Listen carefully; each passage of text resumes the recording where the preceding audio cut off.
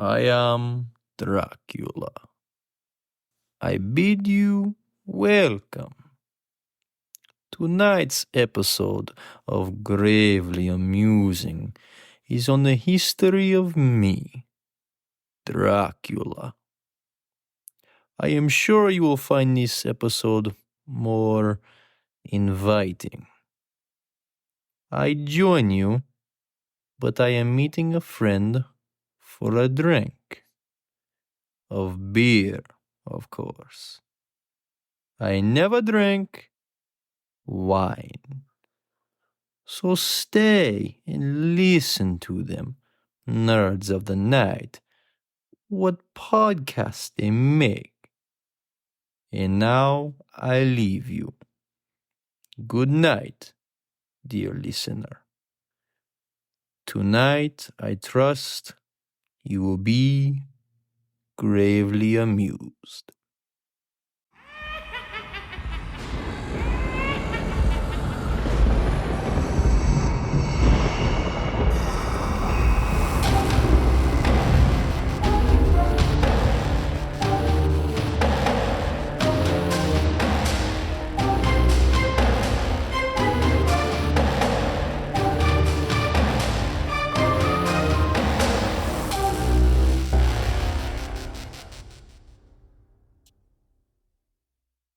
Hello, everyone, and welcome to part 2 of our Dracula episode. This part is on the history of the film with a little discussion on Dracula thoughts. That's right, I've decided to do things a little differently with this Dracula episode than I did with Frankenstein. I decided to bring in someone else who loves monsters as much as me, if not more. He is the host of the greatest DC podcast in this multiverse, the Krypton Report.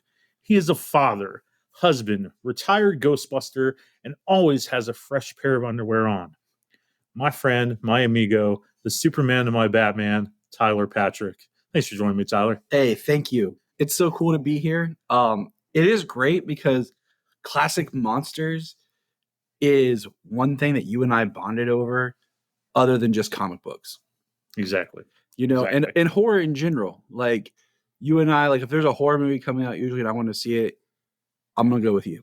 So, because, like, your wife, not completely into horror, like your wife's a lot like my wife. Like, it depends. I did get her to, she did go see Scream 6 with me.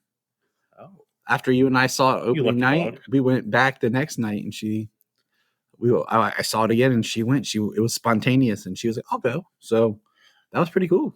See, Jen will watch, like, Scream sometimes, but Jen's, like, always all over the place, doing this, a million things at once. So to get her to, like, sit down and watch a scary movie or watch, like, anything with me, it is a true gift from God. My wife. My wife puts up with enough horrors in real life.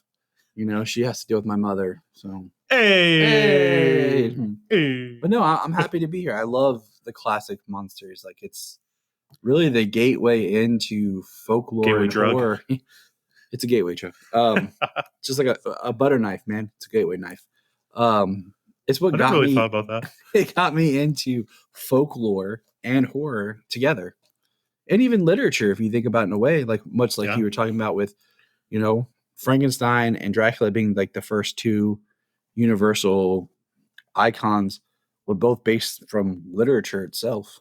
What book did you read first, Dracula or Frankenstein? All the way through, I want to go Dracula. Because I remember I tried to read them both when I was too young for it. Because I was just excited about it, you know. And this was during the Goosebumps phase when you're just like, oh, cool, I can do that. And then over time, I think I read Dracula myself in middle school, but we did Frankenstein in high school. Oh. My senior year. High school, man. So they always did in high school. They rotated every year for one of the novels was either Dracula or Frankenstein. They switched every year. And my senior year fell on Frankenstein. What book do you like better?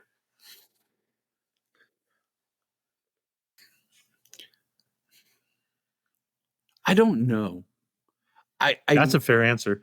I think I lean towards Dracula because there's more in it that I think has translated to screen better.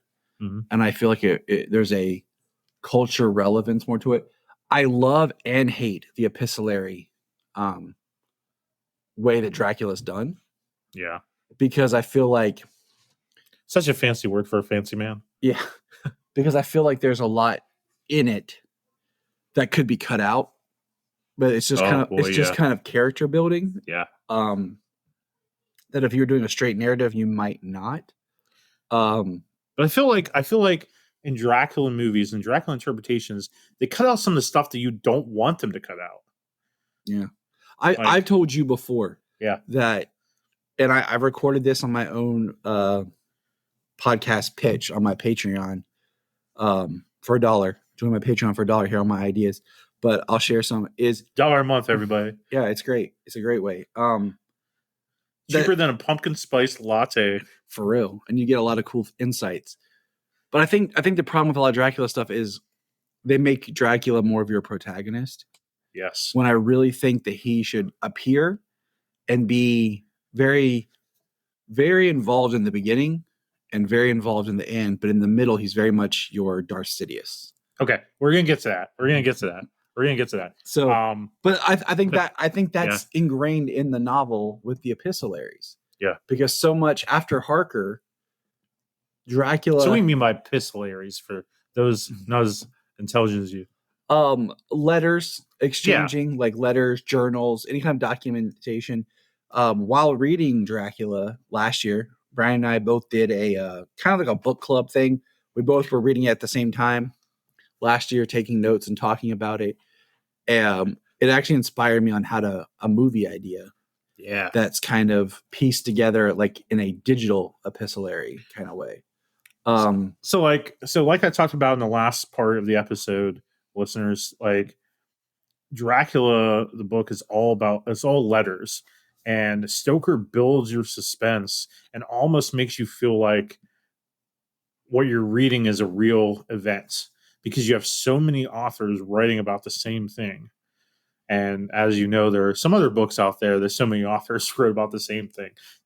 And, you can feel, it's real or not. Well, it's also, just something to note. I don't know if you mentioned this in your last episode, because as of this recording, I haven't heard that episode, but Stephen King was very much inspired by Dracula and the style of Dracula when he wrote Salem's Lot as his version of Dracula in a much similar fashion.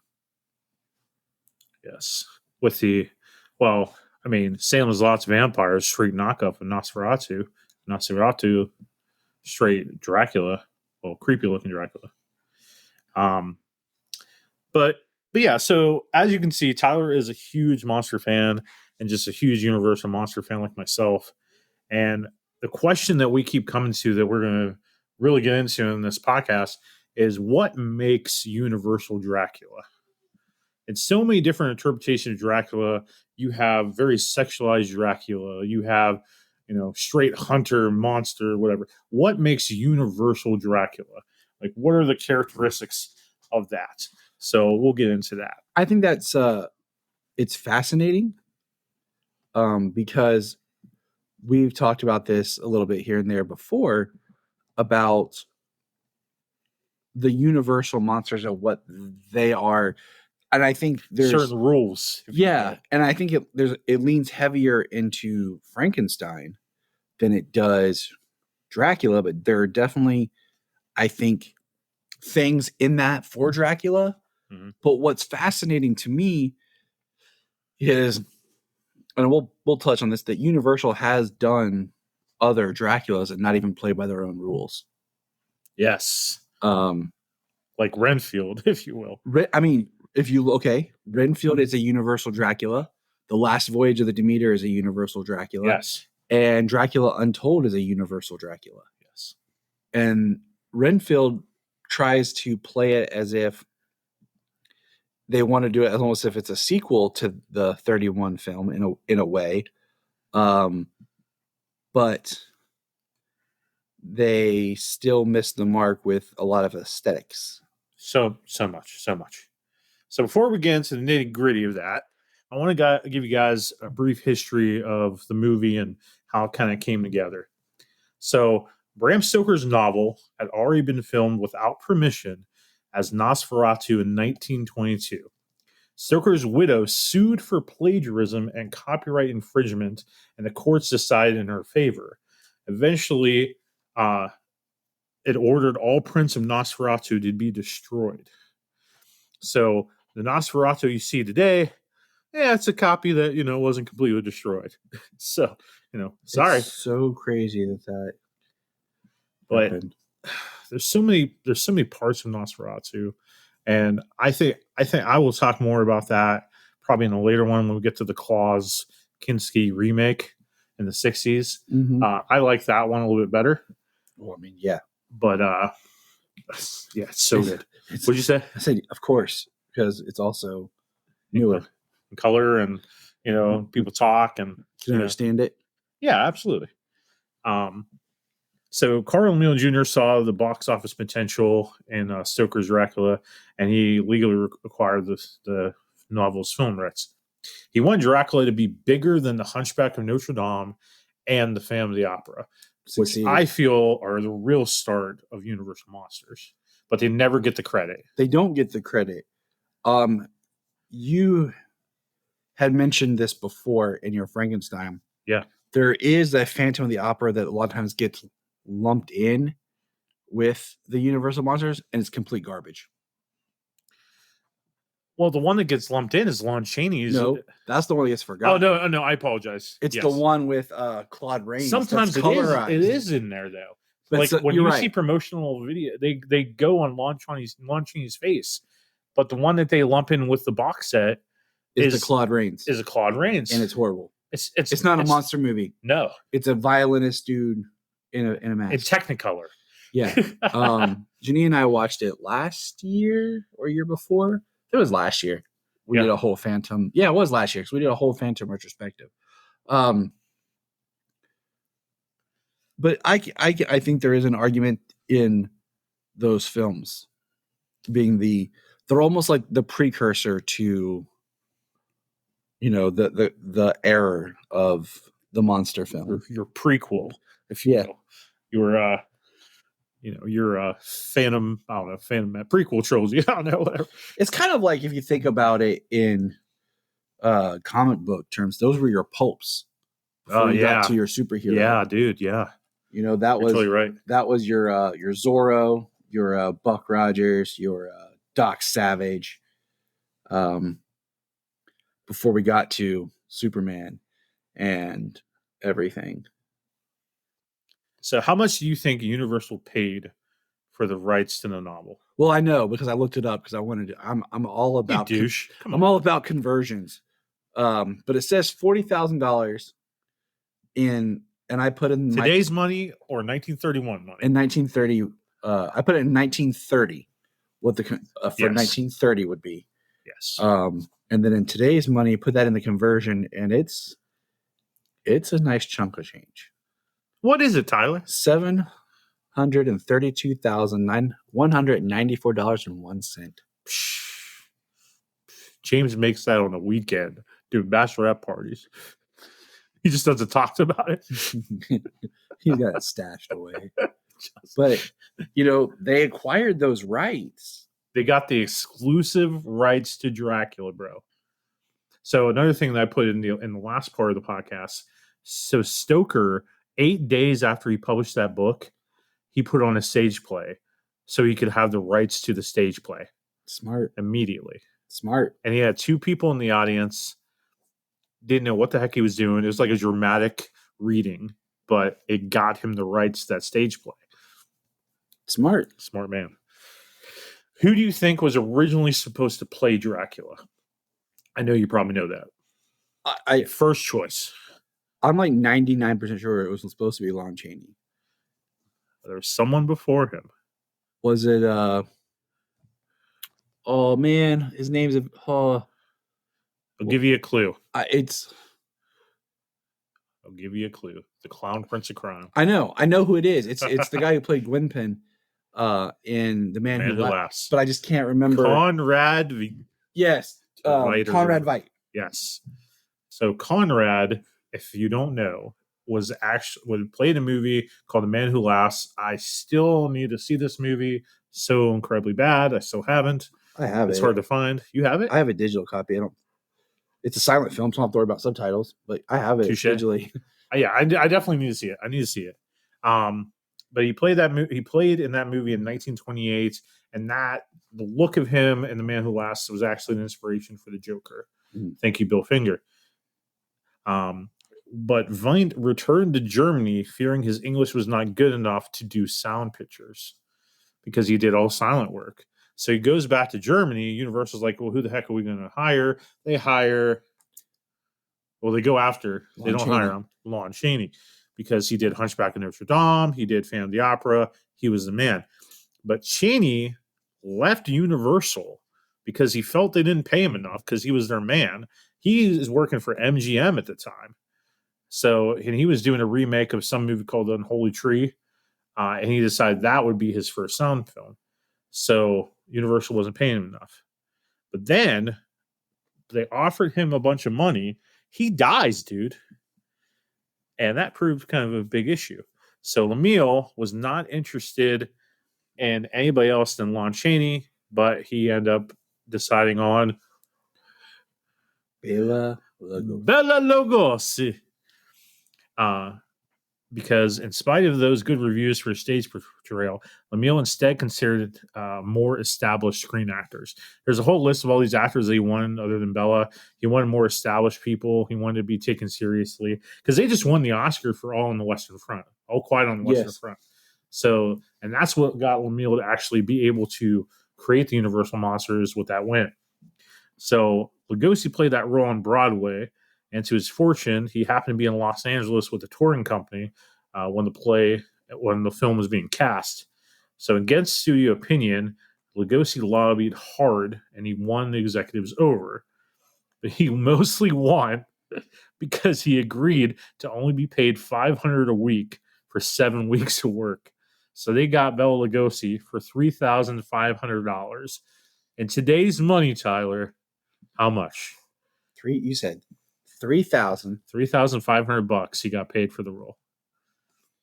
$500 a week. In today's money, it'd be $66.98. Yeah, total ripoff. So some things about Bela Lugosi. He was a Hungarian actor from Romania. Where's Dracula from? Romania. He was born October 20th, 1882. He acted in the American stage play Dracula starting in 1927 at the age of I can't do math. 45. He would get to play Dracula at age 49 in films. He is the most iconic Dracula of all time, but he only played Dracula 2 times in film. He did the play over 1,000 times, but in movies only 2 times. What are those 2 movies? Dracula and then Abbott and Costello Meet Frankenstein. That is correct. I'll give you a cookie if I have one. Give me a Scooby snack, which sometimes gets called when Abbott and Costello Meet Frankenstein, Wolfman, and Dracula. But usually it's just Meet Frankenstein. It should be Abbott and Costello Meet Universal Monsters or something, but yeah, what have you. Okay. Controversial topic time. Would Bela Lugosi have had a bigger career than he did if he would have got the Frankenstein role and kept it? I don't think so.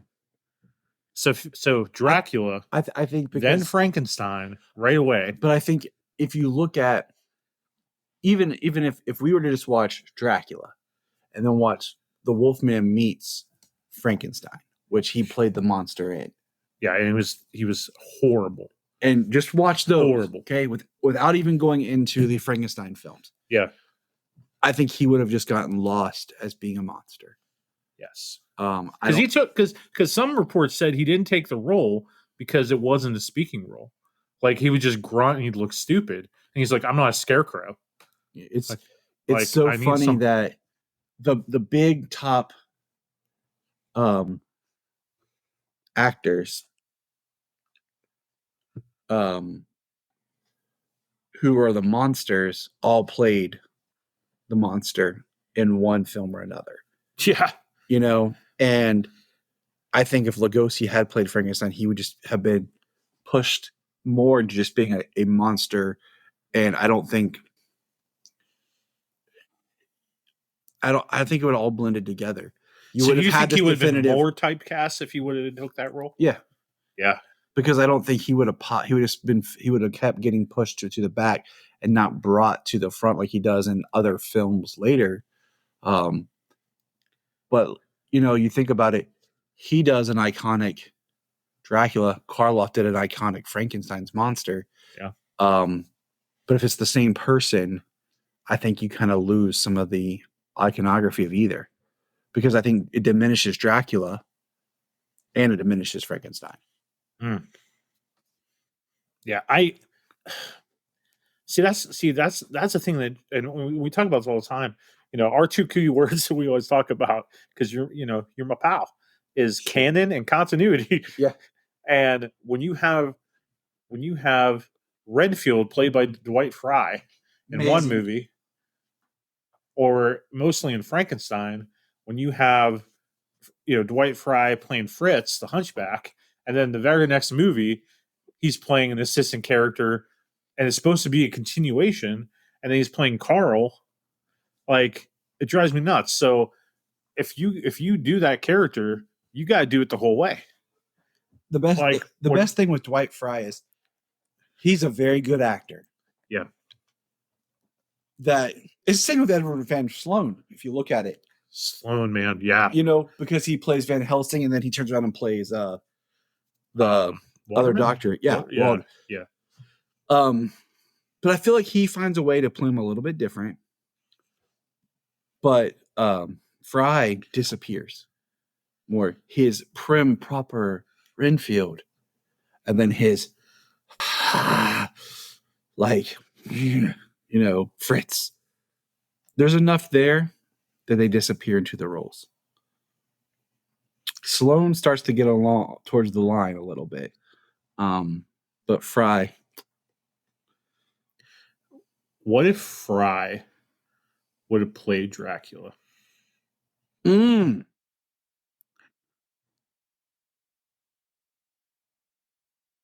could have worked.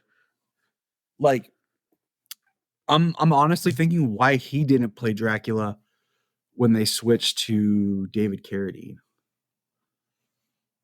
Yes. Because thinking about even John Carradine. Yeah, David. Sorry, Jesus. Kill Bill. But think about, even Fry with that slick back hair as Renfield, like he had those expressive eyes. I feel that boat scene, which we'll talk about in a second, like him in that boat was more scary than a lot of things in Universal Monsters. But okay, I want to ask you this too. So Bela Lugosi's 49 when he plays Dracula in this film. Is it too old to be Dracula? No, I don't. I think it depends on your director's vision, first of all, because if we go to the book, Dracula starts out old. Yes. And then, as we've seen in several versions, he starts out old and then gets younger. So I think it depends on what you're trying to convey with your Dracula.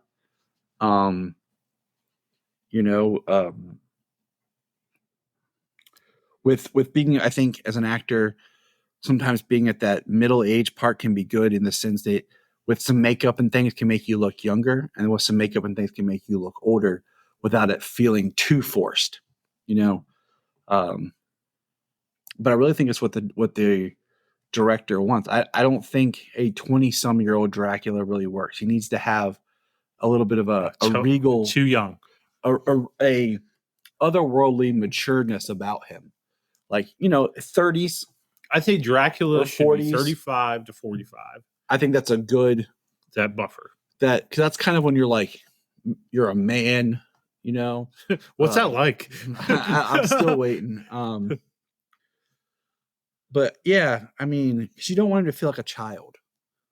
You want him to feel like he's experienced things, even though he's older than what he seems, but you want there to feel like there's some weight to him.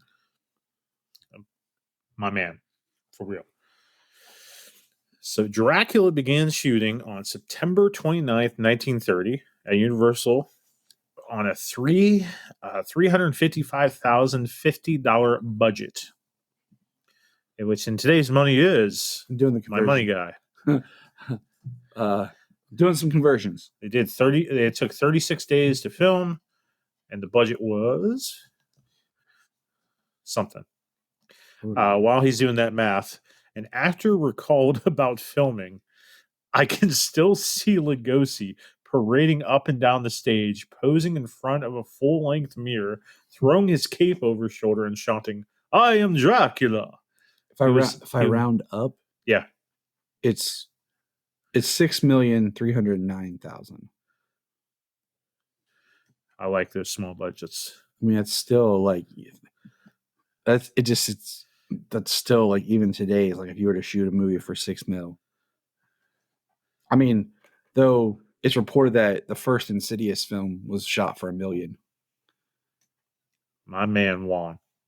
And my man. You know, I bet all those actors got great back end deals to get that kind of caliber of talent for that money. But anyways, No, I'm with you, man. So they said that Bela Lugosi was mysterious. He never said anything to other members of the cast except good morning when he arrived and good night when he left. He was polite, but he was always distant. He was struck people as a narcissist and an eccentric performer. Edward Van Sloan has said that he never thought that Bela Lugosi was acting. He always thought that Bela Lugosi was Dracula. That's scary as heck, but pretty awesome at the same time. So if you didn't know, Sloan played Van Helsing opposite of Bela Lugosi in the play, in the stage play. So they did this role together over 1,000 times. I feel like there is you look back and even if you just watch the monster films, there's an evolution to camera work. I don't want to get too far ahead, but in The Mummy, you start to see a little bit more movement of the camera. This Dracula and even Frankenstein are very much shot tripod, almost in the sense you're filming a scene like a play. I mean, you got to think the early films were just kind of like filming a play as they figured out filmmaking. So it makes a lot of sense to move your actors who are doing this play to film because they already know the material and the characters.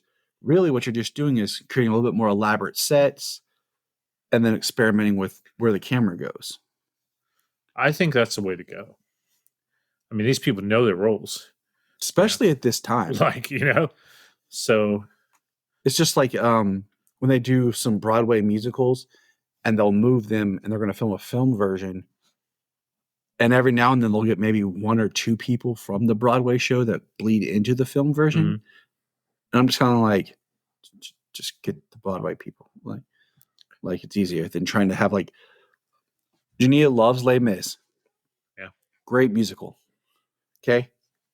Good film. But Russell Crowe should not have been in that movie singing. Okay.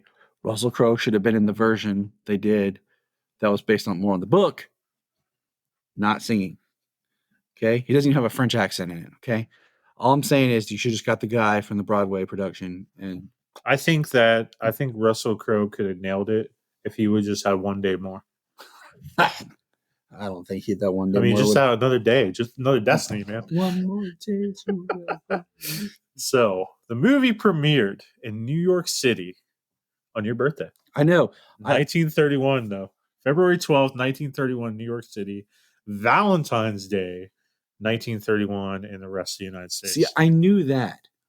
But I did not realize that that the early premiere was on the 12th. And I was like, to what? Yes. As a early gift to you. So, The movie was completed for a total cost of $341,191, which was under the original estimate of $355,050, and in that timeline, so $6 million. The movie would kick off Universal Monsters completely and change the game for horror films forever, much like Frankenstein did to horror novels. So let's get to the meat of this, Tyler. The meat and potatoes of this. So the movie starts off with Renfield going to meet Dracula. Do you like it to be Renfield or Harker? Okay. So I've gone back. Let's go to that scene. So we got the movie playing in the background here. Let's go to that scene a little bit. Rewind a little bit here. So this scene right here, we got the guy with the mustache, which I feel this opening scene is the best in Dracula Dead and Loving It. You must not go there. I think the first thing you have to step back and I look at it as a screenwriter. Yeah. Adapting something. So Tyler has a master's in screenwriting, a master's in filmmaking and directing, and a master in disaster. I look at it from the sense of I have this massive book that I have to put on stage. Yeah. And I've also directed theater, community theater. So I look at what it. haven't you done? There's more I should be doing. Perfect specimen. But I look at it. I just take a dump every morning. That's like the big highlight. I wake up, I put on my pants, both legs at a time, just like. But when you do it, you make gold movies. But I look at it like, okay, wow, what can I do to condense my story, to condense what I have to do, and the Renfield change with Harker makes complete sense because when you're looking at this film, people will compare this to the novel, which I think is unfair because it's adapted from the stage play. Yes. It's a filmed version of the stage play. Now that is one thing we will put right now. Which is why you're in this podcast right now, because you know about stage plays. About a universal Dracula. Yes. And that's the importance and change with Renfield and Harker that makes it a universal Dracula over Dracula. Thank you, my man. Thank you. I also want to give a shout out to my beautiful, amazing wife and companion, because she's a big Dracula fan. Like that is her number one monster. Where is she? She's in the kitchen. Junia, would you create a comment on a great question that Bryan has for a Dracula fan that we'd like your opinion on? Whereas you, my friend Bryan, your favorite monster is Frankenstein. Mine is Frankenstein. And you have your reasons. And my second favorite is the Wolfman. My favorite is the Wolfman.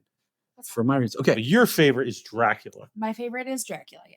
Bryan's got a great question. Now women will listen to the podcast. How about that? Maybe. We'll see what's up. That hurt me. No, it's me. It's a reflection of me, sir. What's the question? What we got? What the heck was the question? I'm just so excited to have a woman in the room. He said, what do I prefer in the story? The Jonathan Harker, or how they adapted it here with Renfield being the one that goes? Yes. Should it be Jonathan or Renfield? Gosh, it's so hard because honestly, it depends on the kind of story that you want to tell.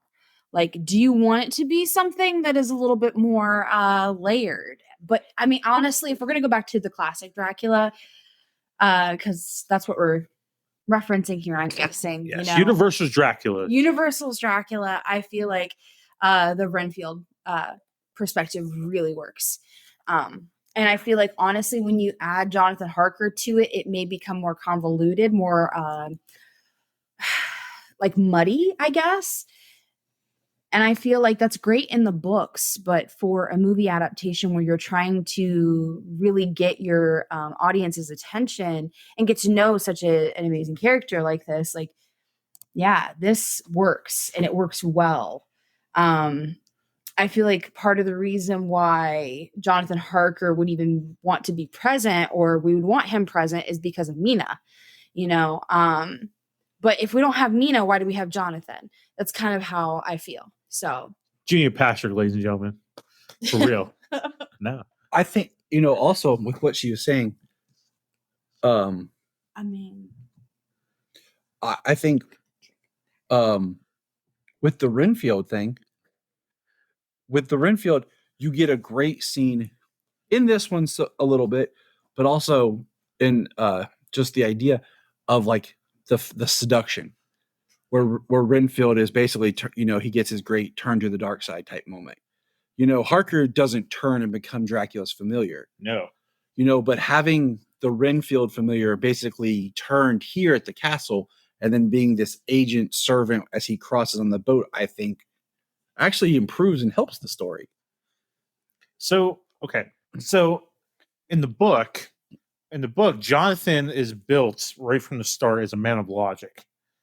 He's a young lawyer. He's about to get married, but he's a man of logic. Is Renfield a man of logic, or is Renfield more a man of greed? I've always seen and feel like Renfield's more of a man of greed, because a man of logic, yeah, would have listened to the warnings. Yes, because in here, because John was getting scared, like when Renfield, he asked him, Renfield, did you follow my instructions specifically? Yes, no one knows I'm here. I burnt the documents. Yeah, that sounds like somebody who's like willing to do some shady stuff to get money. Now, I hate always saying like my pitch, but you and I have talked for years about what we would do for Dracula. Yeah. And I had the epiphany when we were talking. It's your pitch.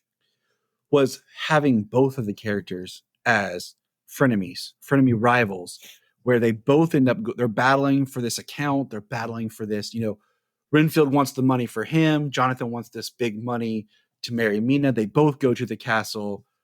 Renfield kind of betrays Jonathan, sides with the devil, while Jonathan gets left behind with to deal with the brides kind of thing.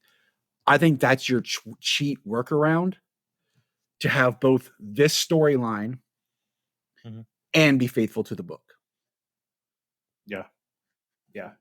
So all the villagers speaking in Hungarian, they warn Renfield of, what is the word? Walpurgis? Walpurgis night or something like that. Or St. George's Day. St. George's Day, easier to say, is the night when all evil like comes alive. Like almost like Halloween, but they call it St. George's Day. So Dracula wants him to meet him at that time at midnight. So at the Bargo Pass. The Bargo Pass is a place in Romania or in the Carpathian Mountains where Dracula's reign begins, if you will. It's just good. I mean, you'd have to be an ignorant English white man to just be like, I wish Ray was here. He'd be like, of course, the white boy's like, yeah, sure, I'll meet you at midnight. I'll meet you at midnight to this guy I've never met in this country I've never been in, with all these warning signs and people telling me I shouldn't go. Yep. I don't believe in monsters. I don't have a sense of fear, dread, or imagination.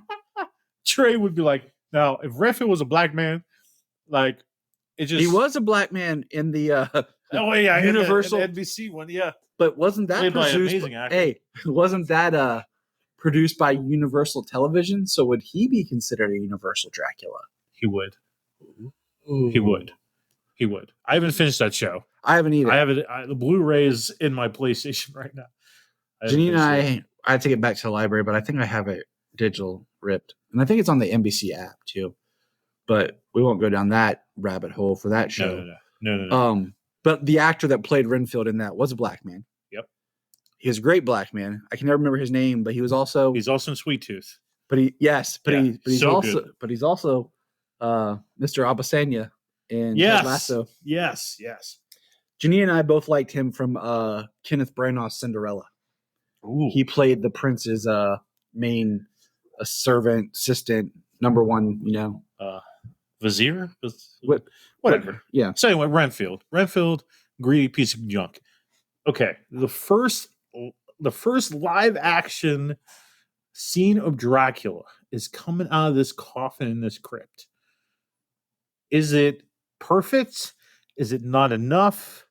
Is it too much? Is it even scary, dude? I've always felt there's a creepiness to this, and I think part of it leans to the sound. But the absence of sound. And also, I was hoping you would say that. And also, I know you as a hearing impaired deaf man have problems. What? Exactly. Having your deafness affects a lot of times when we talk about score and music. Yeah, I unfortunately can't talk score with you because I'm so focused on like the visual. The absence of a score in this film that is later added, I think makes it creepy. Now, I can't help but mention, and I don't know if you want to talk about this now or later. Depends what you want to mention. The Spanish Dracula. I was barely going to touch it because I tried to watch it, but he just smiles too much, and it's kind of like creepy looking.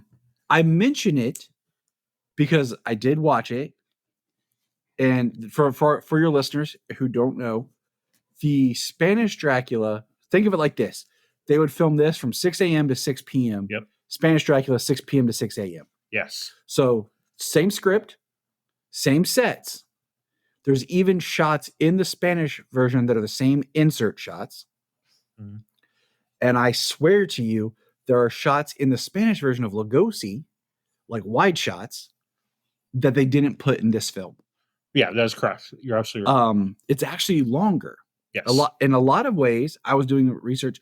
It wasn't filmed by a Spanish director. It was filmed by a English-speaking director. I can't remember his name right now. And I kind of wish he had directed this one. Because I think he had a different eye for things that really worked. And I bring it up because of your question. There is a shot in there that actually shows Dracula rising from the coffin. Yeah, kind of like in Dracula Dead and Loving It. So your question about the shot of him in the coffin, I think is great. But I really would like the eeriness, maybe like a secondary shot later in the film. No, wait, he rises like from like standing up. But it's a weird shot. It's still very menacing, creepy. But this, I think it's weird as heck. I don't think it works. Lugosi's hands, you're told your opinion, are classic. Even just the way he would move his fingers. There's an eeriness to it. So that hand slipping out of the coffin is creepy. Junia, you're back. I'm back. Yeah, had to take care of the dog. Sorry. So, female perspective. Yeah. The first live action, I just like saying live action because it makes me sound like smart or whatever. So the first in film scene of Dracula right here. Is Dracula scary enough? Is it mild? Is it kind of not good enough? Like, is this when you see this opening scene, does this strike fear in the hearts of men and women and non-binary? If by being non-binary, that means you are binary or not, isn't that creating a binary system? I don't know, but I respect this is not where we're at. This is not Gravely Amusing is not the podcast for that. I just thought that was an amusing play on terms, but you were something. So here's what I'm gonna say. For the time, absolutely. And I have my reasoning, okay? And I gotta explain it if that's okay with you guys. I might dive here in a minute. But no, I want to hear it. For our current this is your favorite time, guy. Yeah, it is. For my our current time, we are so numb. We are so, just I don't know, we're just so used to violence and horror and things like that. Like barely anything scares us anymore unless it hits a little bit too close to home. That's really where we feel the most fear, is when it feels like it's real or it could happen to us. But so in general, I don't really think Dracula is scary to people very much anymore, just in general. Looking back at when this, I talked to Trey, and Trey's 24, Trey's like, I don't know anything of this movie. I don't really know much of anything about Dracula. Yeah. And like when I was like, the Bela Lugosi Dracula, he's like, who the heck's that? That's wild. So And that kind of hurts because one, it makes me feel old, and two, you're missing out on some real cinema gold. But here's but yeah, go ahead. I wanted to back up my point because I have to tell a quick story if it's okay. Yeah. My uncle Laris sat down and talked to my son one time about the movie Godzilla. And my uncle Laris Which one? Original. The original. 1984. Gojira. The Gotcha. freaking original Godzilla. Okay. He saw Godzilla in the theaters Drive-in. with his father, and is like a core memory of his from when he was young. And he said that if you can think about the style that was of Godzilla and how like nowadays we just kind of like laugh at it, he said people were terrified. People thought that he was coming out of the screen. People thought that he was going to attack them in their freaking cars. Like they were waiting for somebody to pop up out of the screen and actually get them. And he said he will never forget it because to us today, that's nothing. But to people back then, that was real life, like happening. Man. Yeah. So to have that feeling. Perspective is everything, right? I look at it like horror. I think there's a window for like horror to get you. Okay. Because you listen to podcasts of people review horror movies now, they will reference, oh, that's like this or that's like that. And it wasn't scary because you've become, the tropes of the film. You've become numb to certain things. Like Junia was saying, there might be something that hits you, or maybe you get that creepy feeling or a suspense. Like I love suspense, I think, more than anything else. But I think there's that window of things that really scare you and stay with you but then you grow up with it and you grow out of it, and then you aren't as affected by it. But I also like to go back and think about how new film was in technology, period, at this time. This was scary, man. So seeing a coffin, that the only time you ever see is when someone's dead, that insert shot, same thing. And then seeing people rising out of it, is haunting because you had never seen anything like this. The stage wasn't used. People didn't get to the stage and see the plays as much as movies are mass audience. So you're seeing something for the first time that you're not used to seeing when you walk out your front door. Now we watch movies on our everything. I can watch a movie on my watch. You're watching movies on your watch? Could. You know what I'm saying? Yeah, you probably could. That's how Christopher Nolan wanted it. Oppenheimer. But I feel like here more than anything is the suspense. It's the suspense of what it's like building the fear. Does that make sense? That's what makes it scary. You don't know what's going to happen. There's no tropes yet. No. This sets the tone for everything. You don't know nothing of this dude. You just know he raised out of a coffin out of nowhere. And I feel like here's another thing. Junia and I were talking about this the other day because I was doing homework for you for upcoming episode. Okay? What a sweet guy.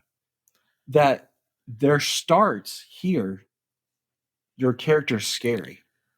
But you can only hold that fear and scariness for so long till they become comical or you align yourself with the horror icon. We've talked about this before and we'll talk about it later, but there's that moment in Halloween 4. Yeah, it's 4. Where all of a sudden you're now on Michael's side. You swip because you flip. You hate the characters suck.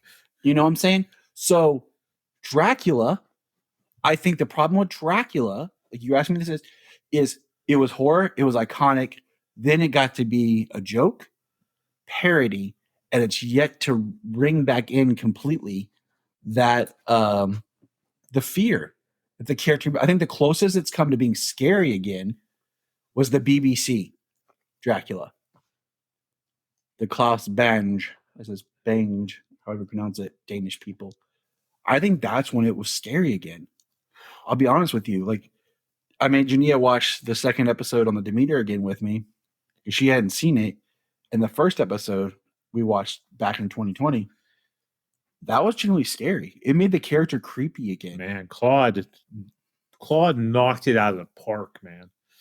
in my opinion. So I think it takes time, and we're talking. Well, you know what makes the Universal Dracula? Yes. I think Universal's lost their own Dracula. Thank you. That's definitely something I wanted to get into. So, okay, so Renfield goes up to this castle.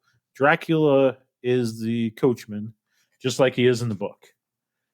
And Renfield's looking around. This is dusty, cobwebby, all that stuff. And we see Dracula come out of nowhere almost. Doesn't even make a sound. And Renfield turns around, startled like crazy.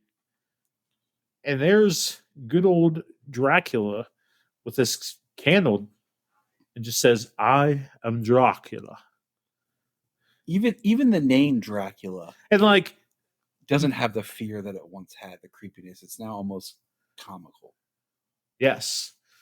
But when Bram found that name, and while it's Sheehan language, it means devil. Oh, it's a great That's why name. he chose it. He was going to call him Count Vampire or Count Vampire or whatever. But his friend's like, you need to find this book on Wild Sheehan history. Just look through it, man. And well, it's in the previous episode of the podcast. Just yeah. But and so and also in Bram Stoker's notes, there's nothing about Vlad. Everybody thinks that Dracula's Vlad. There's nothing about it in there. That's something that came later, which I'll Retcon, one of our favorite words. Retcon, brother. But so Universal's Dracula is not Vlad. We need to make that clear. That is a very good distinction. That's very interesting. Very, like, that Vlad thing didn't really come up until Coppola. That's when it really came about. And I will say this. I think in one breath, Coppola is a great thing to happen to Dracula. Also a worse thing. That's a future episode. So Renfield's so relieved to finally see Dracula. He thought he was in the wrong place. And Dracula, one thing I can say about Universal's Dracula is he's a man of few words, and everything he says always has purpose. Yes. Like, I'm Dracula, so you know you're in the right place. I bid you welcome. I'm trying to ease your fears. Children. Well, I can't really play the song very well, Yeah, I know. for legal rights. But Yeah. But then, like, he's able to turn on a dime. He's able to just be like, "Hey, I'm comforting and everything," and then he says something really weird and creepy, like, "Children of the nights, what music they make." That's a great filmmaking trick right there, if you think about it. You have him walk Dracula all the way up to the spider webs. You cut as he goes towards the step. You cut to Renfield's face of a shock, and then cut back and Dracula's on the other side. And then we have Renfield have to cut through it with his cane. Like, I love this. I think you're going to say what I was thinking. Probably not. You go ahead. No, you might be wanting to say what I'm thinking. Go ahead. No, I was actually going to talk about the character of Dracula. Like, I feel like there is an air of what's the word I want to use here? Like a pompous air to him, where he wants you to, like, ask yourself if this is something that Yes. Thank you for saying exactly what I was thinking. Thank you. I looked at you, and you looked at me, and I looked at you, and you looked at me, and I knew we were having a psychological dance. Because he stands at the top of the stairs, and he watches what he's going to do. Yes. Because he wants to know if he, like he wants to see how he's going to take that, because he walked through that spider web. Renfield knows that he walked through that spider web, but he's second guessing it. And Dracula is just like, haha, I'm messing with him. I want to see what he's going to do. Yeah. Yep. Exactly. Is he still going to follow me, or is he going to run the opposite direction? Like, is he afraid of the power that I have? It's all a test. It's all a test to Dracula. It's all a game. But it's more of a game than it is a test, because he likes the control. He likes the power. That's the point. It's like it's an egotistical power play almost, like in that moment where he's just like, yeah, look at me. Now what do you think? Yeah. So in my notes of the book of characteristics of Dracula, which I feel like they gave Bella these, is so Dracula says to Jonathan, I want you to stay with me for a month because I want to learn your customs. I want to learn about London. And the whole purpose of that conversation and Jonathan staying with him, of course, we don't fully know it yet, but, I want to suck your blood, and I want to, get youthful. But he also, Dracula must be in control of every situation. He is so prideful, so narcissistic, he can never look like a fool. Right. Like the whole purpose of learning from Jonathan is that he can go to London and he just is a part of the crowd. Yep. He cannot stand out any way. He speaks he speaks great English, but his accent at that time, until he drinks more of Jonathan's blood, it's very Hungarian still. And he doesn't want to be embarrassed. He doesn't want anybody to like question where he's from, and he doesn't want to stand out because he must have control of the situation at all times. Absolutely. Like that's who he is. And so Renfield here is just kind of like hanging out. Like at this time, Renfield doesn't question lack of servants at all. Whereas in the book, Jonathan's like, where is everybody? Jonathan, very different thinker than Renfield's all about the money, buddy. That's what we've kind of deduced, Junia, is you have to have Renfield as a very money-hungry, greedy person. Also, can I just point out that very much this movie is a book from the 1800s, but it's actually being made as if it's modern time. If you look at like Renfield's outfit, it's very of the time that this movie's made, like 1930s. Yeah. Can I make a quick note? Of course you can. Because we watched, so Tyler and I watched a little bit, or I should say he watched the Spanish version of this, and I sat and I watched like a couple minutes of it. And there is something about the lack of sound, the lack of footsteps, the lack of hearing the door opening and stuff like that. There's an ominous feeling that this film in particular and Bela Lugosi's performance and all of it together just kind of gives, that I feel like other interpretations of this film lack. I think it goes was what she just said. This is early talkies. So you haven't developed first movies with sound. You haven't really developed Foley. You haven't developed sound design and things like that. So if you can't capture it right then, you're not getting it. And that adds to an eeriness for us now that maybe wasn't present then. But to us now, it hits differently. I'll say that. It still hits as an eeriness now. Now, Junia, this is a question Bryan asked me a little earlier. Do you think Dwight Frye could have played a good Dracula? Remind me who Dwight Frye is, guys. Renfield. Okay, so here's the thing I love about these two actors right here is their freaking eyes. Their eyes play like it is the reason why they are good at their characters, and they act through their eyes. So in that capacity, absolutely. But then who the hell would you have for Renfield? Because he is amazing. That's the other side of the question. He is amazing in that role. And I don't think anybody would have played it like him. And he's part of what makes this film, as impactful as it is. So as much as I would be like, yeah, he could probably really do a good job with that. Would I want it any other way? Probably not. I don't think anybody else could go. Right, exactly. Junia watched this scene of the Spanish version with me. Oh, did. Yeah. And the Demeter part. The Demeter part was cool because it had extra scenes.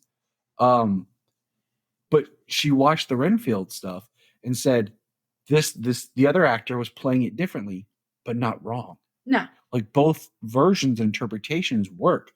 Now, one thing I will say about the Spanish version with the seduction scene, we'll call it with Renfield, is Dracula opens and has like bountifuls of food, and Renfield's hungry and he's eating, and like Dracula's watching him, and he's not eating, and it's with a knife as he's cutting, I think, chicken, is when he cuts his finger and starts to bleed, compared to the paper cut we get here. And I thought that was just a little bit more effective, having this knife cut his hand, because it's a much larger cut. Okay, so that's not in the stage play, and that's not in the book. So they stole that from Nosferatu. Interesting. So in Nosferatu, he gets a paper cut, and Max Schreck, arguably one of the best interpretations of a vampire in movies, period. Which I think, Claus's interpretation of Max and the remake, of course. But he just lunges at him. He's so crazy about that drop of blood. I mean, the blood is the life. Yeah, that is to him. So them putting it in here, which I'll fast forward a little bit. I look at it. Remote's really busted up. Yeah, someone stepped on it. Yeah, what a jerk of a child. That was about a week ago, maybe 2 weeks ago. He stepped on it. What a jerk! Right there, when he's telling him, "Did you do everything as I told you to?" Yeah. Tomorrow evening. Did I miss the paper cut? No. Should be coming. He starts to walk away, I believe, and then it happens. Yeah. Look at that face. Bela is. Oh well, yeah. He went for him. Yeah, the paper cut, and then he saw the cross. But the eyes, even that far off shot, the eyes looking back, right there. It's in shadows. Classic. What I told Bryan was like, sometimes when I look at this from a filmmaking point of view, I look at it almost as if you're filming a stage play, because this is adapted from a stage play, but it's also very minimal techniques as far as camera work and everything. It's very much on a tripod, shooting a lot of flatter styled angles. It is a very well directed stage play if you look at it like that, though. Oh yes, because there are some distinct differences that you have to have between a stage play and a film, like in the way that you act and the way that the set is even set up. Like, things have to be different. So I just love the two of them. But you were saying about Nosferatu it was a silent film too. And think of silent film almost like you're playing charades. I can't tell you what I want, but I have to act bigger to really get the point across with my behavior. So something else that makes Nosferatu terrifying is not silent, of course, is when Jonathan is opening his door at night. Dracula doesn't leave the door locked, or Count Orlok doesn't leave it locked, and he opens that door, and in the shadows is Orlok staring at him, like from a distance, and all you can see is the eyes and the outline, just looking at him, and like the claws and the hands. Okay, so moving on here, because we got to move it along. Yeah, move it along, bro. Move it along. Should Dracula have brides? Are they children to him? Which is a question that Tyler's asked before in conversation. Are the brides children, or are they really brides and wives? I look at because so I'm sorry to interrupt you, even though I already asked that question. I just asked a question to you. I'm sorry. So in the book, Jonathan says that they seem younger than him. They seem submissive to him, and one of them actually looked familiar to Jonathan, but he didn't know why. So and he said that they're like, he treats them almost like children. But anyway, go ahead. Right there, one of them almost trips over as they're backing up. I don't think that they're brides in the sense of marriage. There's a term used to like they're his concubines. The brides just have they have a meaning. I don't even know where it was first coined, honestly, but I think they're, in a sense, agents of his. Because if you think about it, female vampires could lure men more easily than he himself. It's like you and I have always talked about how we hate the idea of Dracula having children. Like he wants to have Hate it. children. But so the idea of like turning someone Or into his child, having children, trying to make kids, hate it. Turning someone is the closest he gets to having children. In my mind, like that's kind of his thing. But I think that the three brides, I find it always interesting of just companionship, other vampires. So he's not always completely alone, but also we were talking about his control. It's control he has a different length. He needs to have control over somebody. And ultimately, if it's a human, he's going to want to, kill them. So why not have companions that you can control? So one question I have about the Renfield situation is, so is it a hypnosis? Does he bite Renfield and take possession of him? Like, because Renfield has no taste for human blood. I mean, like, it's kind of like a progression. It starts with flies and it goes to spiders. Then he wants a cat. Like, it almost seems like more small life he gets, the bigger he'll get. So, like, you never see that scene of him taking over and making him a familiar. It's basically what we saw in the past scene, where the bats fly and Renfield's looking at it, and then he just kind of and faints. I look at it as like a hypnosis because we get shots, and I'm gonna pull, if this is all right, from Lugosi's Dracula when he did with Abbott and Costello. Yeah, we get the eyes and we get the sound effect of the hypnosis where he controls people. So I look at it. We get that shot of him in the eyes looking at Renfield.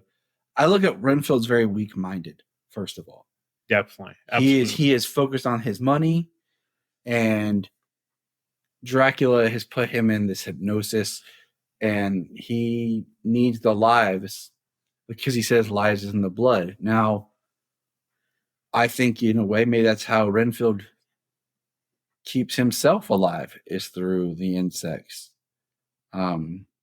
It's a way, I think, also of showing the ugliness that he is becoming, that he doesn't even eat civilized anymore. He is now kind of this creature in a sense of eating insects and small animals, but eating them and taking their life. Jew, thoughts? Okay, so I sent you like a list of questions, and I forgot what my own questions were, Tyler. Is your first question, is Bella the definitive Dracula? Yes, go ahead. I'll let Junia answer first. Go around the table. Is he the definitive Dracula? What do you mean by that? Is he like, is he the best Dracula? Is he the blueprint? Is he the He's the definitive? foundation. I think he's the foundation. I think he's the idea. Because if you think about it, every single interpretation of Dracula that we have from this point on is an interpretation of him. Without a doubt.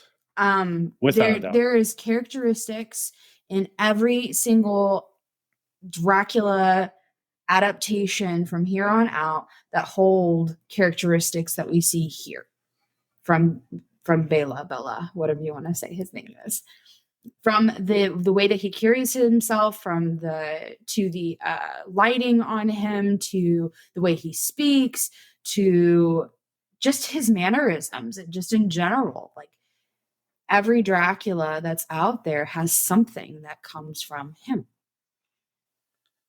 Is there any Dracula that doesn't? It takes nothing from him. I will say mainstream Dracula, because there's What do you mean by mainstream Dracula? well, you have a lot of indie, low budget crap Dracula movies. Just get on Tubi and search for Dracula. There's one with the guy that played the son on Batman Returns to Christopher Walken, where he played Dracula Really? in one. But Chip, there's Chip, always go. like No, Dad, go. God, go. Save yourself. Dad, go. Dad, go. because even in the ones that I can think of that are not really like him, still carry an air of like suaveness to them, or have something there that's like, oh, this is a hint of this, like. I will say The Last Voyage of the Demeter. There you go. I didn't watch that one. I know you so didn't I get to don't watch know. that yet. Not one thing. Not one damn Not thing. one damn thing. But his suaveness makes him a gentleman and everything, and there's an allure to him. He's A the reason mystery. why we get sexier Dracula down the line. Like he's He's the definitive. He's the blueprint. yeah. He is the icon. Like, let's just use that. He's the icon of Dracula. I do not dislike, but I'm not a huge set on Christopher Lee right now. I think he's all right, but I don't hate it. I don't fall in love with it. So I'm gonna have to let you borrow my Blu-rays because I know that we're not gonna be able to get them all together, just because of schedules and children and stuff. But I watched 2 more of the Christopher Lee movies, but I really liked the BBC dude, and he pulls a lot from different eras and different portrayals of Dracula, but there's a core Lugosi there. That insert shot, that close-up is great. I wish they would have let the wide shot play longer. If you would have watched his head turn and his eyes That's amazing. in the wide, much more menacing till when they got to that close-up. But I mean, the end of that close-up is menacing as crap. It makes you a little bit scared. I'm not even gonna lie. Like the way that they like zoom out on, or they not zoom out, but like they fade. Yeah. Your second question is, what makes a universal Dracula? I think we should save that to the end. that's probably the most important question. Maybe. What are his limits? So what can't Bela Lugosi or the Universal Dracula do? What can he do? It doesn't seem like he can go over water. Like walk over water? Water. Because when he takes the ship, yeah, but he has to be in the in the coffin. Okay, so let's start right there. He has to have dirt from his homeland to sleep in. He's extremely quick-tempered. It's easy to piss him off. Yep. So he's an old man. Yes, it's easy to piss him off. Amen, man. Why am I drawing such a blank here? Yeah, he's very easily pissed off. It feels like he can see in the dark. Yes. From what we experienced in the shots, it feels like he changes into a wolf. But you don't see it, unfortunately. No, it's just an off-camera reference. Off screen. You can change into a bat. Yeah, well, that we do know. The mist. I don't think he does the mist. I just think it's around him at times. He doesn't seem to be needed to be invited in. No, but if you notice, she opens the window. When he was staring at her from outside. Right. So the invitation is kind of there with the open window, isn't it? Well, yeah, maybe. It's like body language. I mean, Dracula got invited in Renfield with a welcome mat, so those rules are a little loose. But it is where you draw a line. The sunlight in this is definitely a limit. Sunlight, crucifix, crosses. The mirror. Doesn't like them. I'm always iffy on the crosses because is there a ratio of what the cross looks like? Because in some interpretations, anything, if you make that cross with anything, he doesn't like it. And to me, that some has to be an actual cross. Wouldn't it be the intention behind the cross? Listen, Richard Matheson, calm down, okay? Sorry. We're talking about this. Because my thing is, if you looked in that medical room, the way those standing things were, they cross at the bottom. Could you just flip one of them upside down? That's more of an X than it is a cross. Once again, it's the intention, isn't it? Listen, Richard Matheson, calm down. We're talking about this. Okay, not I Am Legend. So that's kind of where I'm, intrigued by.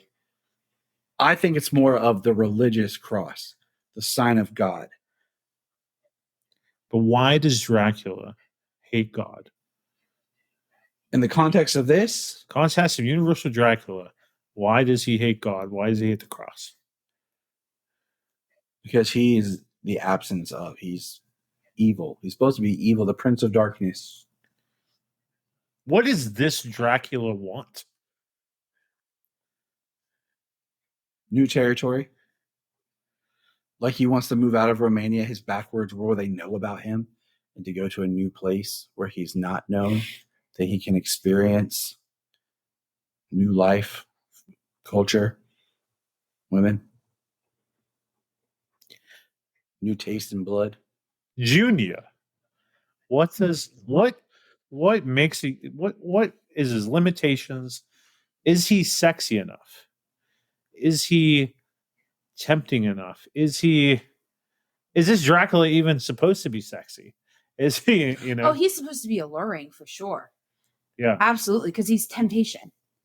Like he's supposed to be a personification of temptation. It's what tempts you into like wanting to But yeah, I mean, I definitely, you can feel the temptation from him. And sometimes, sexiness isn't necessarily the way that a man looks or carries himself. Sometimes it's just his eyes. Sometimes it's the fact that he has power in the way that His he swagger. walks. Right. So the man carries himself in a way that it's like, yes, there's temptation there. Absolutely. Women are going to be tempted. Probably some men are going to be tempted too. I mean, Yes. No, yeah. just real. I Yeah. mean, it's there. You do have to look Oh, through it's so a there. 1931 lens of what they were getting away with. I always thought Bela Lugosi was attractive. There is, because there's a mysteriousness to him, but there's also a presence that brings you want to get to know him. You want to get to know him. There is an allure. The darkness is alluring. The darkness in general is alluring. The only person who doesn't know what movie they're actually in. Good old Martin, man. Your next question, All right. Bry Guy, Yeah. is: was this better than the book? I think there's an argument for yes and no. I say yes in the sense there's a strong through narrative that I can follow. You got to think film to book pacing is always different. This is an adaptation of a stage play version that's already been altered from the book. Now, I think the book is super strong at the beginning. I think the Harker Journal entries at the beginning of the book is the strongest part of the book. Couldn't agree more. I think that is creepy. It is eerie. The best part of that book is chapters like 2 to 6. Yeah. Something like that. And I think after that, when we get to England, like I was saying earlier, where Dracula's not really the main character anymore or in the main story, it lags. And I think the film here finds a way to keep it going. So I'm going to answer yes and no. Because I think the book, you get more story. You got some great things in the book. That's such a Tyler Okay, let me Patrick throw answer. another question here. Okay. Let me throw another question here. In the book, who's the protagonist? There isn't one. In the movie, who's the protagonist? I would almost say Renfield. You're following him through the entire story. Even though he kind of gets shifted, it is Renfield with Dracula. But I would say that you could frame this movie to be Renfield's story more. Because he's there at the very opening frames and the very end. For me, it's Renfield in the movie. In the book, I would. It switches. Yeah. And that's why I think that doing a version that a film that allows that passing of your torch to your protagonist and keeping Dracula in the back works. But having Dracula as your protagonist, I think, does not work. But okay, so another thing about Universal Dracula, he is not in the background. Hold on, that's your last question. We're gonna hold on. Yeah. Okay. My apologies. No, I think that's a really good one. Your next question, Junia, what do you think about the book versus film? I'm not as familiar with the book itself. Like, I haven't read through the book. I've read Sure. parts of the book. All you have to do is listen to my podcast. I'll get the whole thing for you. Well, thank you. For free. See, this is a great creepy shot of him I like that shot. going down and the fade to black. They were limited on what they could show.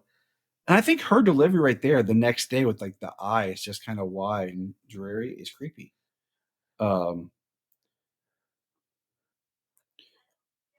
Continue, my beautiful bride. Junia.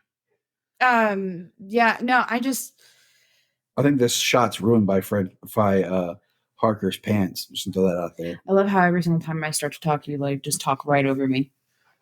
Hey, Junia. Hey, Junia. Welcome to the Gravely Music Podcast. So nice to have you. Yeah, no, I think that the movie, honestly, to me, is stronger than the book at this point. Because I feel like we get other movies, and I'm not going to dive into them too much, that go more along line with the book, and to me, they are too much for the screen, at least. So the simplicity of this is effective.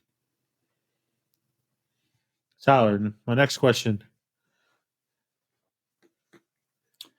Is he evil enough? Yes. So in the book, he's feeding babies to his brides. Right. And then when the mother's like, don't take my baby, he sends wolves out of the mother to just eat her. Just get the heck out of my house. And that's what I loved about the Netflix version is they brought the baby scene in there. I mean, it was perfect. You don't hear anything, Jonathan. There's no baby, Jonathan. There's no baby. He's just holding that baby, just ready to it's his meal. That was evil. And in the Netflix one, I will eventually talk about the Netflix one in depth, but also in the Netflix one, I love the scene where Jonathan's at the roof of the castle and he's laying there in the sunrise and Dracula's just laying there in the shade and just taunting him and having a whole conversation about it. That's freaking evil, man. Like, oh my gosh. But is Bella's Dracula evil enough? Like, is he enough of a threat that you're like, you know what? He really is the king of monsters at this time. He really is the king of evil. Or is the Wolfman more a threat? Is Frankenstein's monster more a threat? The Mummy, whatever. Is Dracula really the baddest of the bad in universal terms?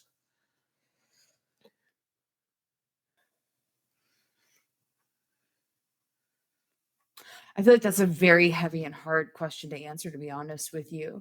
That's why I asked him. Yeah. Gravely Musing is about the tough questions of horror. It is a tough question, but I have to say, could he be more evil? Absolutely, he could. But once again, if we're going back to the freaking time that this is created and everything that was surrounding it that I can personally think of at this moment, I'm going to say that, yeah, he's freaking evil. He's freaking evil.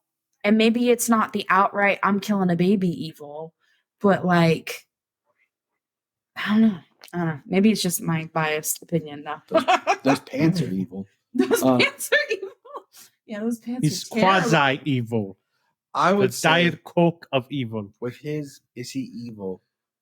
Yes, because there's this sense that he seems like a man.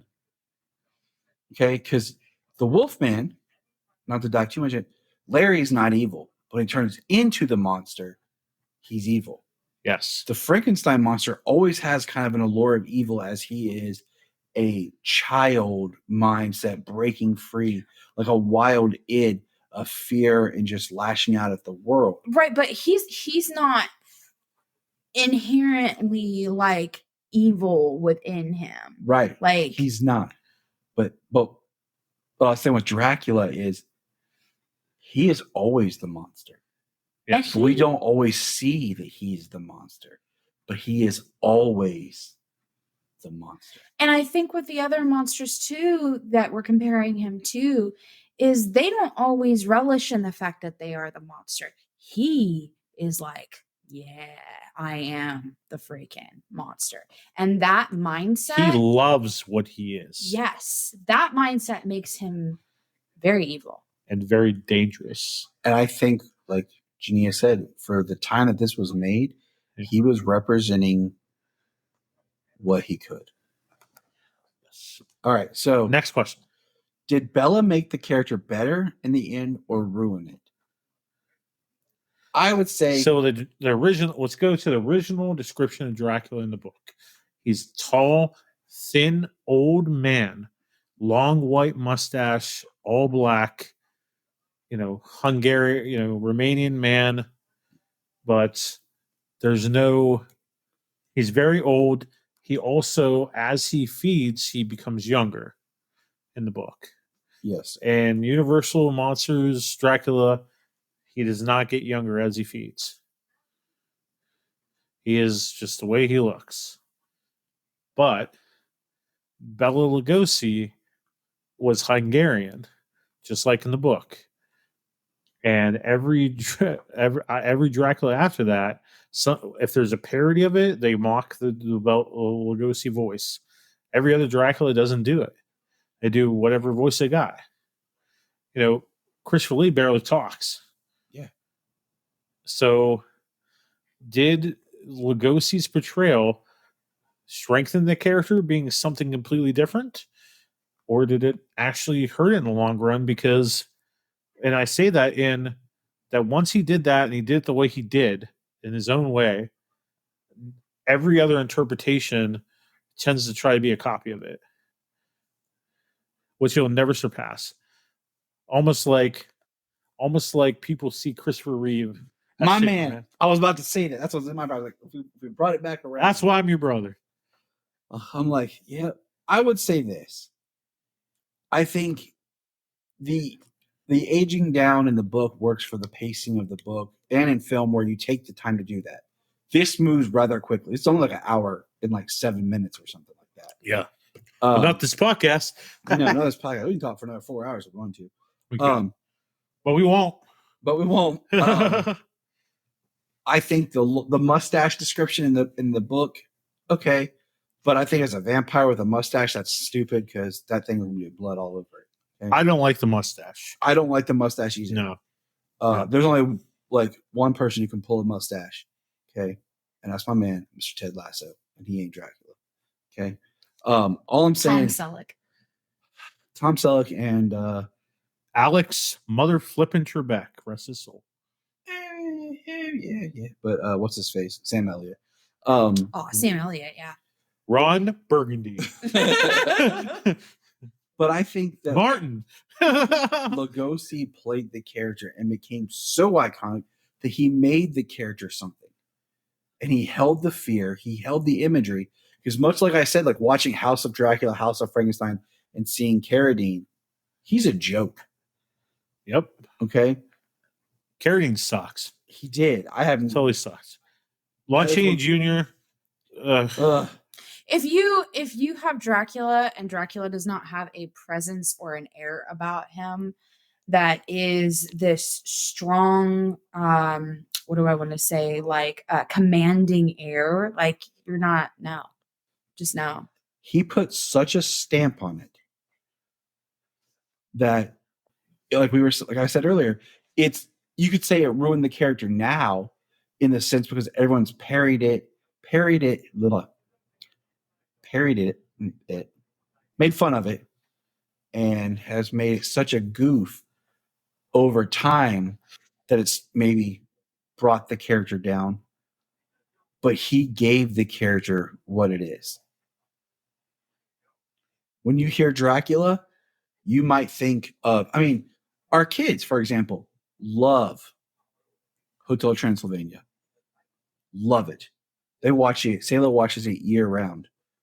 So when she hears Dracula, that might be who she thinks of. But even that Dracula is a pull from Bela Lugosi. Sure as heck is. Okay. So other iconic or known versions of Dracula that people may know still pull from Lugosi. Yeah.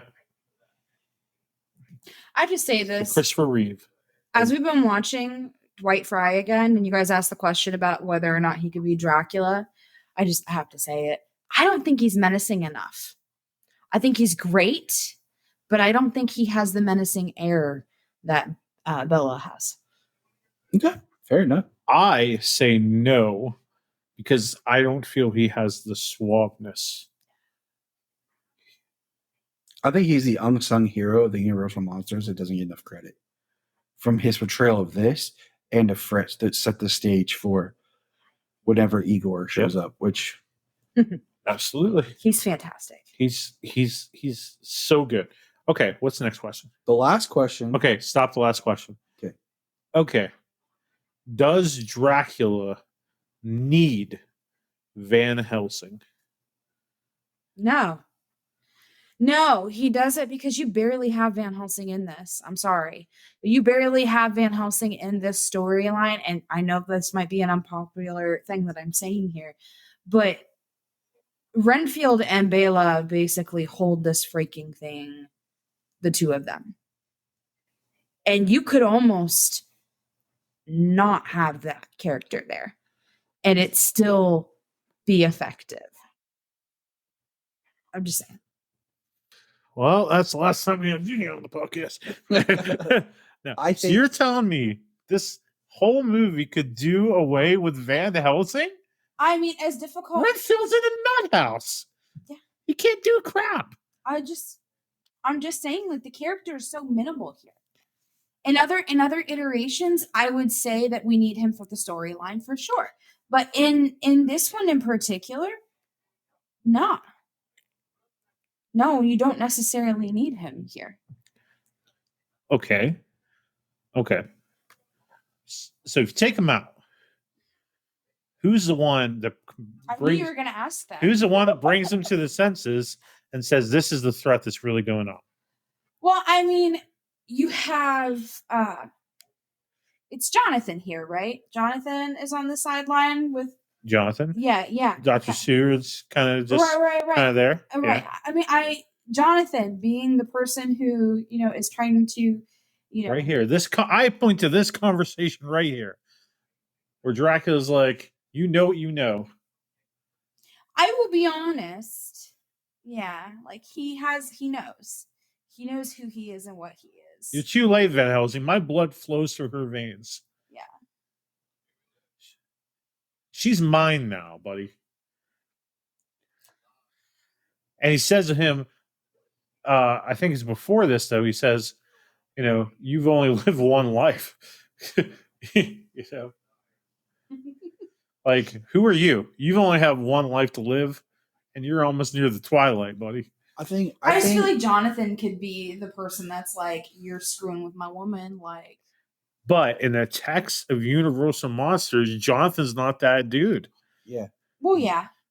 He's really come on. I love that. I like this scene too.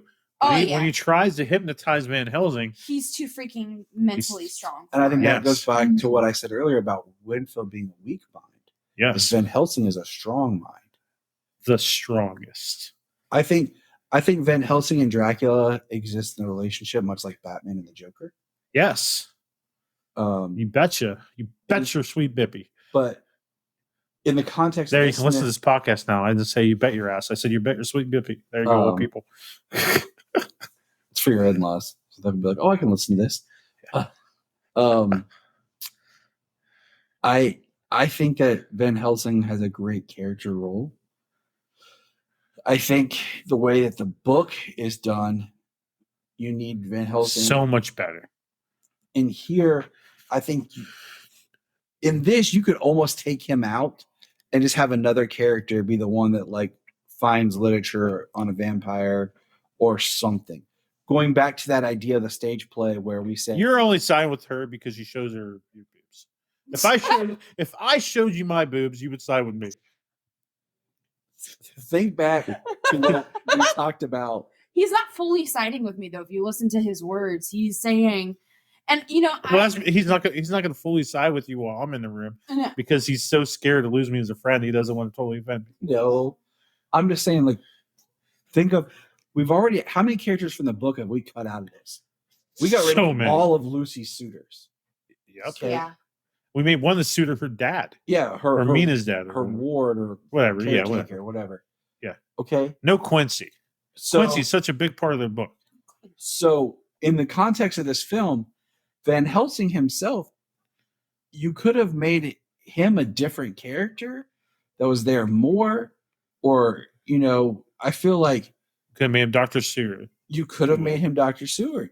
That's all I was saying is like in the context of the film, like he's not necessary. You could have. You win, Junia. His part could have been regulated to a different character if we're looking at because they're trying to combine all these characters and these storylines down. Yeah. But I wouldn't lose the Van Helsing character. I might axe the Seward character and just make Van Helsing the Doctor. I think honestly, for the betterment of this film, he should have been in it more. So we should have had more Van Helsing. Like, who is this? Why does he know as much as he does? Like, we don't have that background here. We should have dropped Dr. Seward.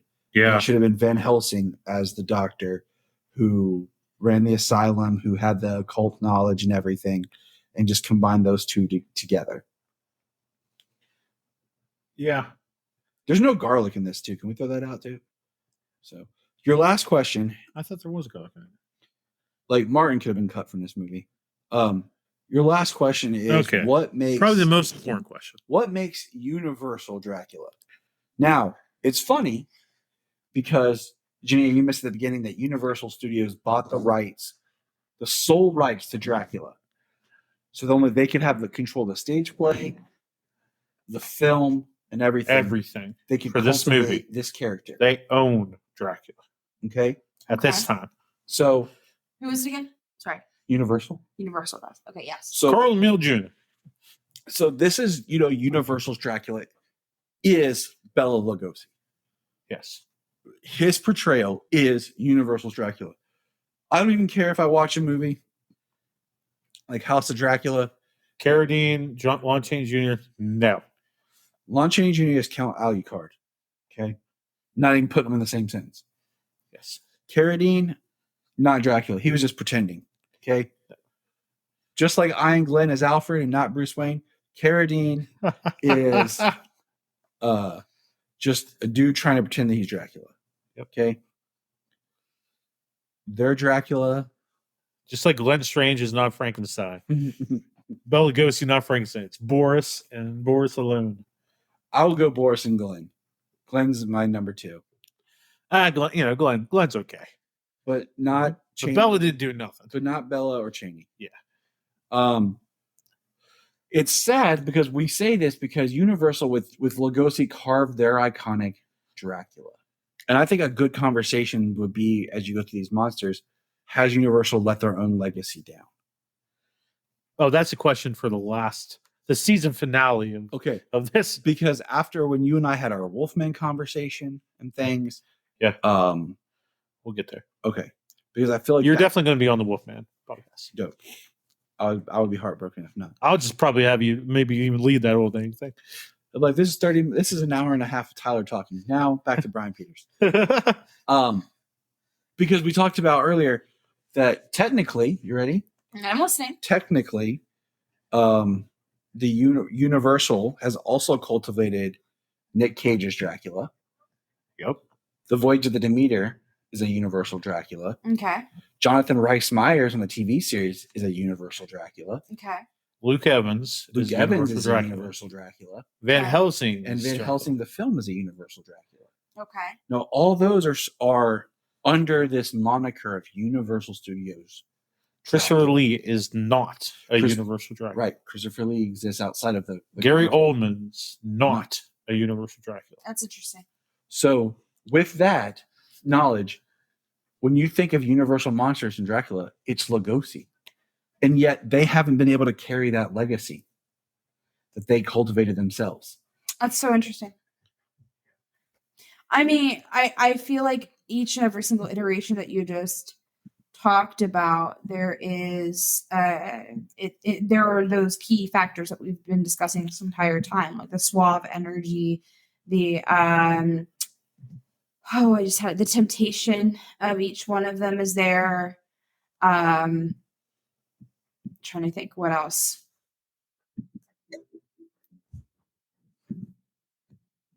The quest for control. The quest for control is with all of them as well. I think I can see that. As much as I enjoy aspects of the film, I think Luke Evans is Dracula. They try to play him too much into the Vlad, and he's not evil. And I think Dracula needs to be evil. They tried to have their cake and eat it too by having another vampire person there, kind of thing, to be the evil, but I don't think it worked. Dracula has to be evil. Dracula cannot be a good guy. No. I see your eyes rolling back thinking about it. They could be no. I think the only clause there for me would be is if he begins that way. If there's a part of him, the human part of him, that struggles with the evil. No. Universal Dracula is a bad mamma jamma. He's evil. But what we see here, to be fair, is he's been Dracula for God only knows how long. Yes. He has no word. Right. And then, but what we see with Dracula Untold, it is an origin. And we're seeing a man be turned into a beast. And I feel like had we had another movie after that, which I know we don't, but it was like the collapse of man into beast and into evil, into darkness. So honestly, I feel like from an origin perspective, I could see that being Dracula's beginning, where it's like he starts off trying to be this good person as much as he can in his life, but then something tempts him, right? Because temptation's the key to all of this.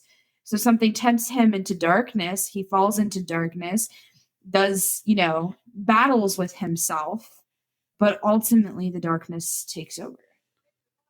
I think the more you give, the more sympathy you give for the character, the more you lose it. Yeah. Dracula has a widow's peak. He dresses very nice, very gentlemanlike. He is not in the background. Universal Dracula is not in the background. He is not a Phantom Menace like Christopher Lee's. Christopher Lee is totally in the background in just about, I've only seen 3 of his movies, but he's in the background the whole time. He's a Phantom Menace. He is killing people from the sidelines. He is that red eyes just show up out of nowhere. This Dracula is very much in the forefront. He's very much the devil that you know. Yeah. Let me throw out a question real quick here. Okay. Then we got to wrap this mofo up. Does Dracula need an origin, or should it always be mysterious? I think his motives need to be clear, but his origin always a mystery. It reminds me once again of the Joker. Like the thing that makes the Joker. I was just going to bring up the Joker. Yeah. Well, the thing that makes him the most terrifying is the fact that we don't know really who he is. That's what makes him interesting. Like you're interested to the point where you're tempted to figure out more about him. You want to follow more stories about him. At least that's me. He's my favorite Batman villain. So it's one of those things that you're drawn in by that energy. And yeah, I mean, as much as there's a part of me that likes the Dracula Untold story, I have to separate it in my mind in a lot of ways because I need to enjoy it for what it is, and then come over here and enjoy this for what it is, and see that Dracula is better without the origin. I think this can be related to 3 characters here. It can be related to, Dracula can be related to Joker. The more you know about Joker's origins, the less cool he is. Right. Like, the less the mystique is, it ruins it. And also, I want to throw in Michael Myers. But Michael, like, if you know the origins, it goes to the motives, or whatever. Dracula, you should know, like, his motives. You should know what kind of what he's going through. And Joker, his motives changing, and anything he does makes him cool. Like Michael Myers, I don't want to know why he's killing people. I don't want to know his moves. I don't want to know he's going for his sister. He's a man with The unknown's terrifying. But I want to know, like, I don't know. It depends on the story you want to tell. But I think for Universal Monsters, Dracula, I think the less I know where he comes from, the scarier he is. But I do want to know what his plans are, like, of what he's going for, because then it makes, like, then I can kind of see why he does certain things he does. Yeah, and then I kind of want to see his, like, strategy of certain things. I don't know. I think kind of like, just, I'm gonna shut up here in a second, but I think one of the big things, like, from the beginning, you asked, like, if he is scary enough. Yeah. And I know I'm coming back around to that question, but it ties in here. As people, I think the biggest thing that we're ever afraid of in life is the unknown. Yes. So, and that's why we want origins for these characters, because we want to understand them. right. We want to know. But it takes away that Yes. factor. Less is more. Here's another. We'll get, if we want to throw back to comic books. Always want to throw it back to comic books. Doomsday. Doomsday was created as a killing machine that was terrifying, that made Superman scared that he was going to die. And then over time, every time they return to that character, it diminishes the character. People want more Doomsday, but it diminishes the value of that initial. They want to know where it came from and all this, and it takes away from what it is. So with Dracula, we've had movies give the character an origin or a story, or trying to tie it into Vlad and take that back to the origin. I don't want to talk too much about the Coppola movie, because I know you said you have another episode. You'll get there. But, I have some real issues with that one. I know you do. We'll get there. That's me and Bryan's tagline. We'll get there. We'll get there. Yeah. But I think hinting at things, because, you said he was a man that was corrupted. What if he was never a man? Yeah. I think hinting at things is more fun than giving him the definitive origin. So, but what he could be, yeah. Like Universal's Dracula has a certain. I like that if you watch the BBC Dracula episode 2, they pay tribute in his attire, where he basically wears the Lugosi costume. And I think that look, though it's been parodied even in Monster Squad and everything, is the Universal Dracula.